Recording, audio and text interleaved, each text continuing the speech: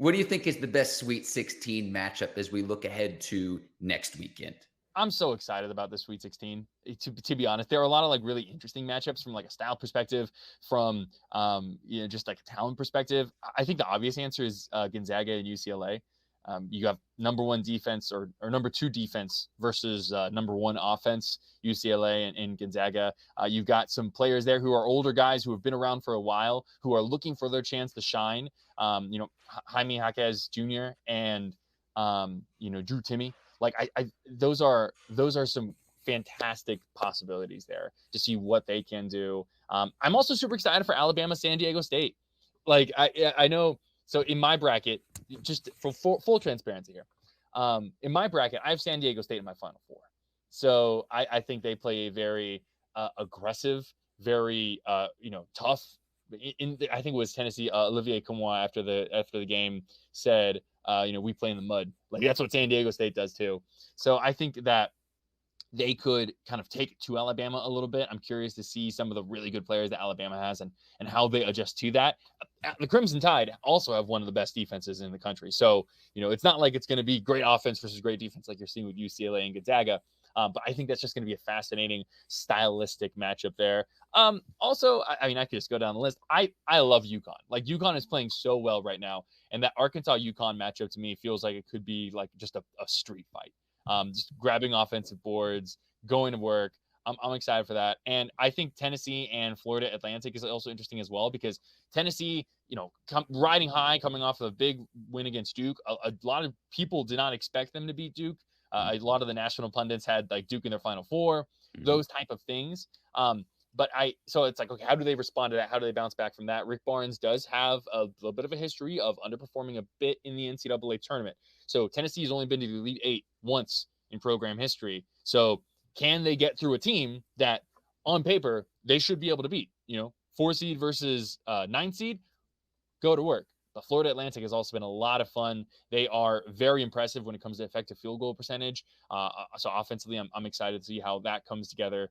It's going to be a fun one. Half those matchups, I don't care. Let me hop in, Lewis. Let me hop in. I want to go back to Gonzaga, UCLA, and I'm pretty sure Drew Timme's in his 12th year of eligibility. The headband and his post-game interviews always must-watch television because I don't know he always abides by FCC, but, at this point, he gets so fired up after the games with his headband and mustache. He's just one of those characters. And it's like, can he finally get it done?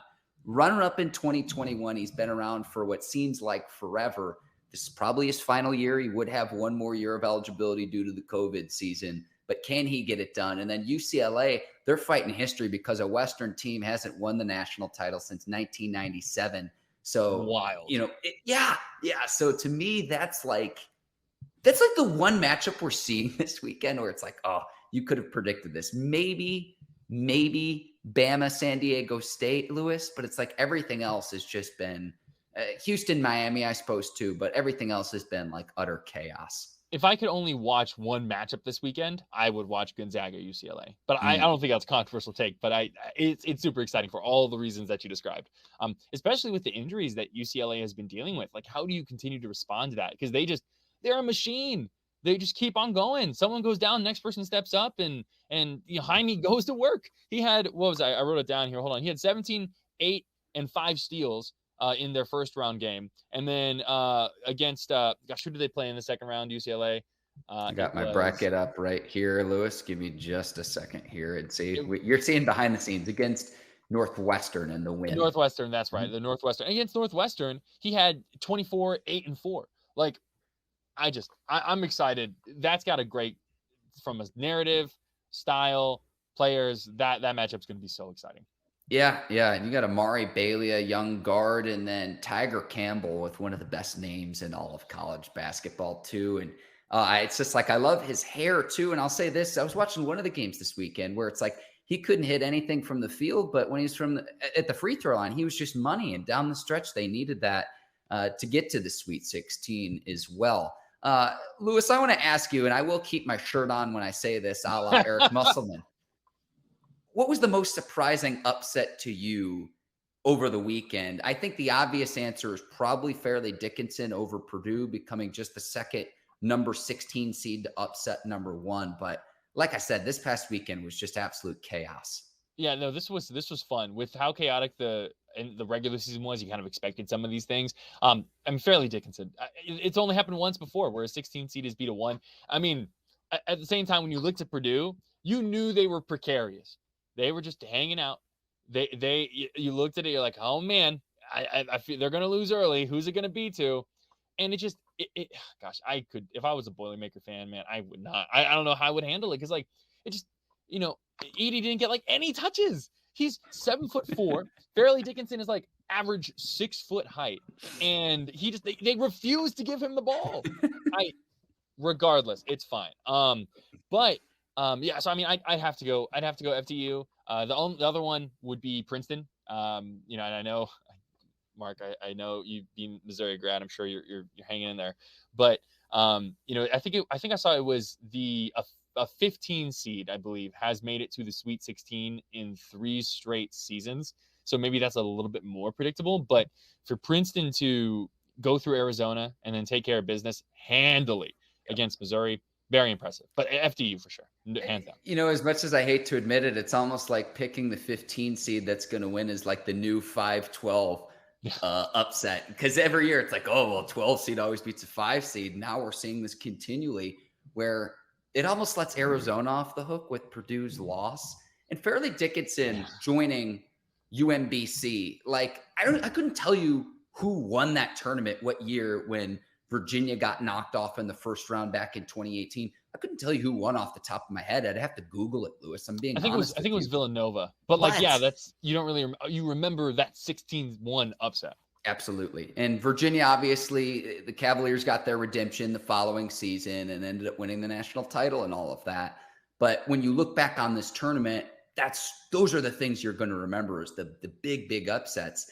And yeah, as much as I hate to admit it with Missouri, that game was never even close. And Lewis, I'll be honest with you too. It's like I saw that, okay, Arizona gets bounced. We have a favorable matchup to get the Sweet 16. And look, I'm happy with my Missouri Tigers because first NCAA tournament win over Utah State in the first round in 13 years. So, I mean, Lewis, that was before I was even in college. And so it's like, look, I'll take the win. Yeah. No, FDU, that's something that as a program, they're going to remember for a long, long time. It's fun to have them in the spotlight. And they almost beat Florida Atlantic too. That was a tight game.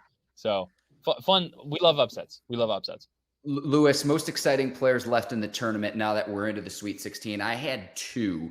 Brandon Miller from Alabama. Obviously, we know about everything that's gone on off the court with that Alabama team. On court, though, as good as there is in college basketball, and there is an NBA team that will draft him in this upcoming draft. I would be shocked if he's back beyond this season.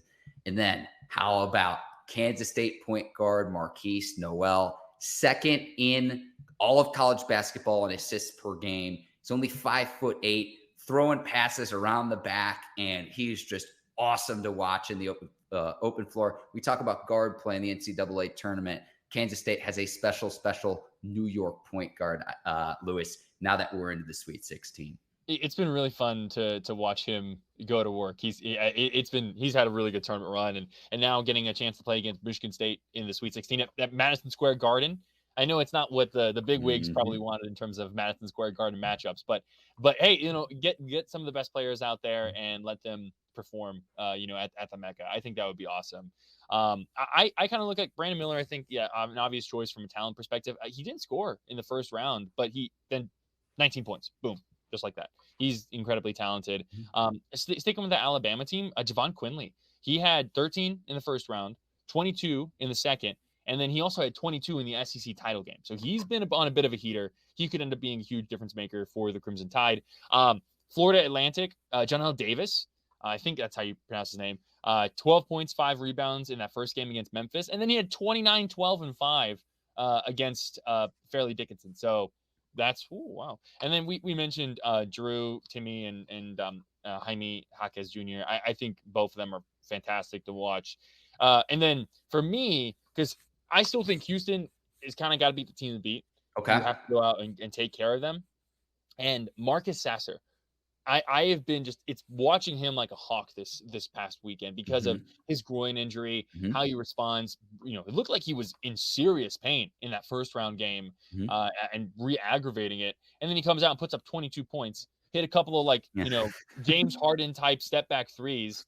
Houston Day James Harden step back threes in that game against Auburn when it looked like they were in trouble early on in that second round. Mhm. If he gets all the way or as close as he can get to all the way, he's going to be so big for Houston's chance to get to the Final Four in Houston. I picked Auburn to upset Houston for that very reason, Lewis, because I wasn't sure about the status of the groin injury. And in the first round, it's like, I might turn out to be right about this. And that didn't ever come to fruition. It looks like, you've got a few days now before the Sweet 16. And then if you advance on to the Elite Eight, you've got some time to be able to recover. And the recovery, Lewis, is the key thing where it's like, Yeah. these younger college players, it's like the next day they can bounce back from an injury. It's like I'm not quite as limber as I was in my youth. I think he said, well, and what's so wild too, I think they said during the broadcast, he had said, oh, I'm at like 60%. 60%, 22 points in a second round, you're like 60%. Okay. Like the math is not mathing good, but Hey, we got to add a 40 yeah, piece if he gets back to 100, Lewis. yeah, that's how that works out. That's how that works out. So you've got Houston as the team to beat. I guess I would go chalk and say, hey, let's go Alabama, just considering that the Crimson Tide came into the tournament as the number one overall seed. But beyond that, Lewis, I look at each of these matchups, and I know every year it's like the lottery, but some years you have it go really according to chalk. And I think everyone's brackets this year just are in complete shreds. There was no way to predict what happened here this opening week. And look, if my team's out of it, I root for chaos. That's just me. But you brought something up earlier, too, to where you do need some of the blue bloods in there. And at least you still have UCLA in this tournament. And it's like you look at it from the TV network perspective where we say we don't like blue bloods, but guess what, Lewis? We tune in time and time and time again to see said blue bloods when it comes to the TV production. You watch them because you love them, or you watch them because you hate them. And I think too. I mean, Houston. You mentioned Alabama, and I mean, they felt like the only one seed that didn't struggle at any point in time this weekend. Mm-hmm. So they feel very dangerous. The one team who is not a one seed. So let's remove Alabama and Houston from the equation. The one team I look at, man, they feel dangerous is UConn. The Huskies just they crashed the boards so hard. Like they crush offensive rebounds, defensive rebounds. They play with that kind of style of basketball that travels and works well no matter who they're matched up against. And St. Mary's, who they beat on Sunday, is no slouch. Like St. Mary's beat Gonzaga earlier in the year. They were right there for the Western Conference or the West Coast Conference title, like they always are. St. Mary's is no joke. And I know there was an injury with St. Mary's in the middle of that game, but UConn in the second half, they were down 8 in the first half. They steamrolled in the second half. I view UConn as a very dangerous team moving forward. They're matching up in the Elite Eight against Arkansas. So that's going to be fascinating. And then if they were to advance, they get the winner, UCLA Gonzaga. I don't know. Watch out for the Huskies would be what I say going into the Sweet 16. Yeah, coached by Dan Hurley, and Blue Devils fans are familiar with the Hurley family. Dan Hurley, the brother of the former Duke legend Bobby Hurley, and the youngest son of High School Hall of Fame coach, perhaps the best ever in the history of high school basketball, Bob Hurley. So the Hurley family, no surprise there. And a player on UConn to watch, Lewis, as we start to wrap up here. UConn's Adama Sanego, first player to average 25, 10, and get 70% shooting first 2 games in the tournament since Blake Griffin in 2009. So, pretty good company. Yes, sir. Yes, sir. Lewis, any final thoughts before we wrap up here? Let chaos reign. I hope my bracket. My bracket's not. I don't want to be that guy that talks about his bracket. Okay, but I will. Do you still have your champion? Do you still have your champion in your bracket? Houston is my champion. I had Memphis in my national championship game, so that was not good. But I think I've got 6 of 8 Elite Eights left and 3 of 4 Final Fours. For me, it's all I have San Diego State upsetting Alabama Mm. this week. So we'll see. That's going to be the big one for me in my bracket. If that ends up coming through to fruition, I'm going to be feeling really good. But my final four remaining is San Diego State, Houston, and UConn. You're in good company, Lewis, because I picked Marquette and Golden Eagles got bounced. So, anyways,